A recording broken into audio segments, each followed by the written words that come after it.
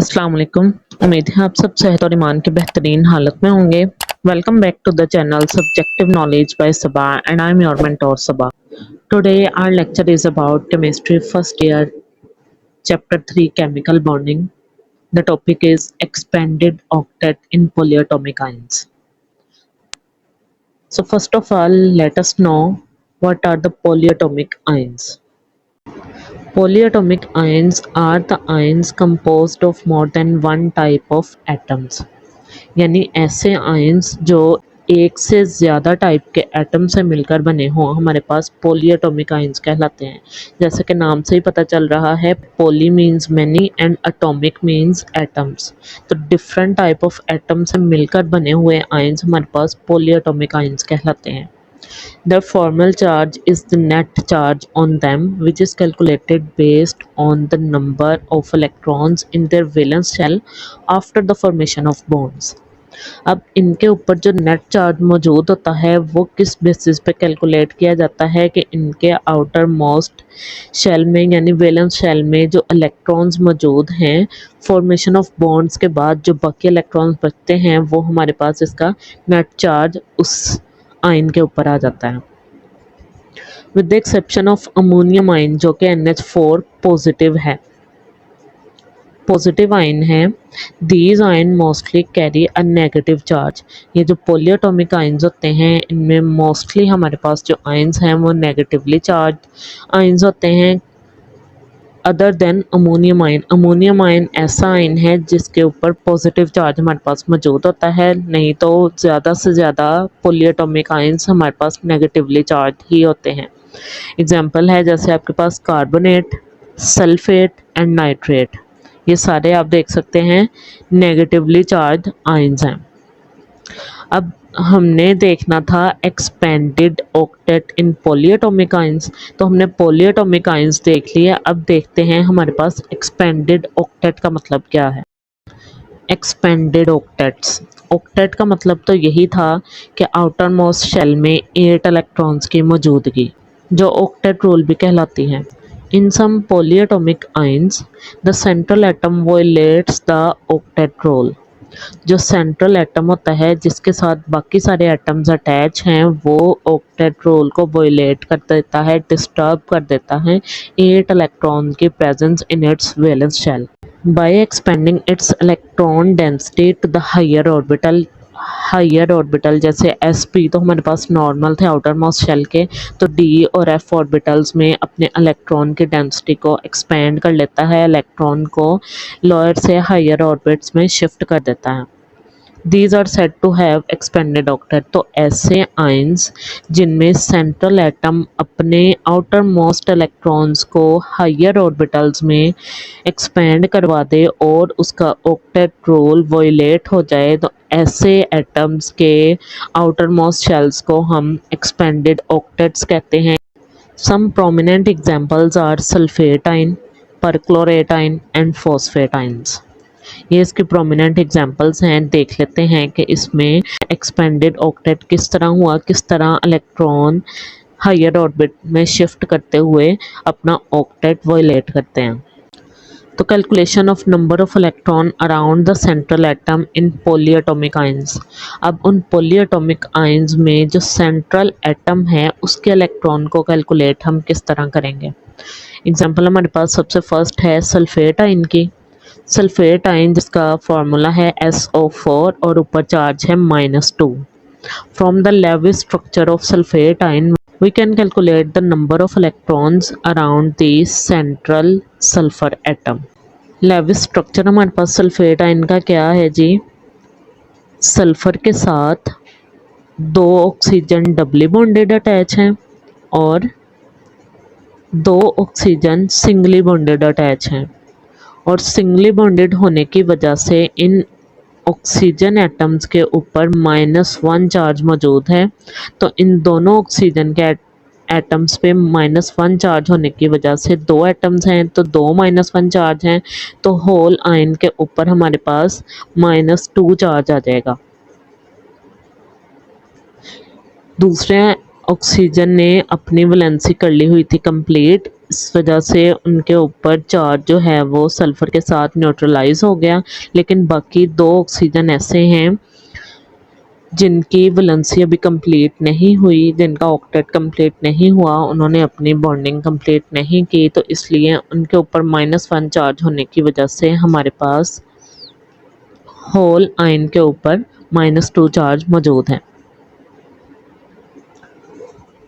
अब इस तरह हम इसके number of electrons in its valence shell calculate करेंगे। वो किस तरह है, number of electrons equals to 2 into number of double bond electron plus 2 into number of single bond electron. क्योंकि ऑक्सीजन ने सल्फ़र के साथ दो साइड पे डबल बॉन्ड बनाए हैं और दो साइड पे सिंगल बॉन्ड बनाए हैं, इसलिए हम उसको 2 से मल्टीप्लाई कर रहे हैं। क्योंकि हर बॉन्ड में यूज़ होने वाले इलेक्ट्रॉन्स 2 हैं, पेयर ऑफ इलेक्ट्रॉन होगा तो एक बॉन्ड बनता है, तो इसलिए उसको 2 से मल्टीप्लाई किया जा रहा है। 2 into number of double bond electron plus, क्योंकि दूसरी साइड पे उसने सिंगल बॉन्ड बनाए हैं तो उनके इलेक्ट्रॉन्स, तो टोटल इसके डबल बॉन्ड में यूज़ होने वाले इलेक्ट्रॉन्स हैं 4, इसलिए 4 से मल्टीप्लाई करेंगे 2 को, और साथ ही सिंगल बॉन्ड में यूज़ होने वाले इसके इलेक्ट्रॉन्स हैं 2, तो 2 के साथ मल्टीप्लाई करेंगे 4 into 2 8 plus 2 into 2 4 equals to 12। Total हमारे पास इसके आउटर मोस्ट शेल में हो गए 12 electrons after bonding. The sulphur has 12 electrons in its valence shell, इसके वैलेंस शेल में 12 इलेक्ट्रॉन हैं, and it exceeds the octet by 4 electron, और इसने अपने ऑक्टेट को एक्सीड कर दिया 4 इलेक्ट्रॉन्स के ज़रिए। क्योंकि ऑक्टेट का मतलब था कि 8 इलेक्ट्रॉन होने चाहिए, लेकिन इसमें 12 हैं, तो 4 इसने इलेक्ट्रॉन ऑक्टेट से एक्सीड कर लिए, मतलब ऑक्टेट कंप्लीट होने के बाद इसके पास 4 इलेक्ट्रॉन एक्स्ट्रा हैं। The expansion of octet is caused by the involvement of d orbital in bonding। अब ये क्यों एक्सपेंड हुआ इसका ऑक्टेट, इसकी वजह क्या है कि इसकी बॉन्डिंग में इन्वॉल्व हो गया d orbital, which can accommodate extra electron, जो एक्स्ट्रा इलेक्ट्रॉन को अपने अंदर स्पेस प्रोवाइड करेगा। The following electronic configuration of native sulphur atom shows that it has 2 unpaired electron in the p orbital. अब जो सल्फर एटम है, neutral atom है, अपनी एटॉमिक फॉर्म में इसके पास 3s 3p और 3d आउटर ऑर्बिटल हैं, वैलेंस ऑर्बिटल जिसे हम कहेंगे। अब इस टाइम पे क्योंकि वो अपनी न्यूट्रल स्टेट पे है, तो क्या है, s ऑर्बिटल में भी 2 इलेक्ट्रॉन हैं, p ऑर्बिटल में 1-1 कंप्लीशन के बाद एक ऑर्बिटल ऐसा है जिसमें 2 इलेक्ट्रॉन एज अ पेयर मौजूद हैं। लेकिन क्योंकि इसमें अब d ऑर्बिटल भी इन्वॉल्व होता है, तो आफ्टर हाइब्रिडाइजेशन क्या होता है जी, इसके इलेक्ट्रॉन s में से भी और p में से भी शिफ्ट हो जाते हैं हायर ऑर्बिटल 3d ऑर्बिटल में, और इसके पास अवेलेबिलिटी होती है बॉन्डिंग की, एक s में, 3 p में और 2 d में, यानी टोटल 6 बॉन्ड बनाने की अहलियत ये इस टाइम पर रखता है। The presence of d orbital allows this configuration to extend to 4 unpaired electron। अब जहाँ पे सिर्फ सल्फर के पास 2 पेयरिंग के लिए इलेक्ट्रॉन मौजूद थे, वहाँ पे जब d ऑर्बिटल इन्वॉल्व हो गया तो टोटल अब इसके पास 2 के बाद 4 और ऑर्बिटल ऐसे मौजूद हैं, 4 और अनपेयर्ड इलेक्ट्रॉन मौजूद हैं जो कि 3s और 3p से 3d ऑर्बिटल में शिफ्ट हुए थे, जिसकी वजह से इसकी बॉन्डिंग की एबिलिटी इंक्रीज हो चुकी है up to 4 electrons. It explains not only the variable oxidation state of sulphur. अब ये ना सिर्फ इस बात की जस्टिफिकेशन है कि सल्फर की डिफरेंट ऑक्सीडेशन स्टेट्स क्यों होती हैं, but also the possibility of accepting extra electron in its d orbital, और इस बात की भी ये साथ में पॉसिबिलिटी हमें दे रहा है कि d ऑर्बिटल में ये क्यों एक्स्ट्रा इलेक्ट्रॉन को एक्सेप्ट कर लेता है। तो यही वजह है कि सल्फर का ऑक्टेट एक्सपेंड हो जाता है और इसके पास 4 इलेक्ट्रॉन एक्सीड कर जाते हैं इसके ऑक्टेट से, और इस तरह ये पॉलीएटॉमिक आयन जो है वो एक्सपेंडेड ऑक्टेट के साथ हमारे पास अवेलेबल होता है। नेक्स्ट एग्जांपल हमारे पास है ट्राई आयोडाइड आयन की। ट्राई आयोडाइड आयन यानी I3 charge -1। In the same way, we can calculate the number of valence electron around the central iodine atom in the triiodide ion। हम जिस तरह हमने sulphur के calculate किए हैं valence electron, इसी तरह हम आयोडीन के भी कैलकुलेट कर सकते हैं। पहले इसका लेविस स्ट्रक्चर देख लेते हैं ट्राइआयोडाइड आयन का, जिसमें आयोडीन का मॉलिक्यूल रिएक्ट करता है विद आयोडाइड आयन।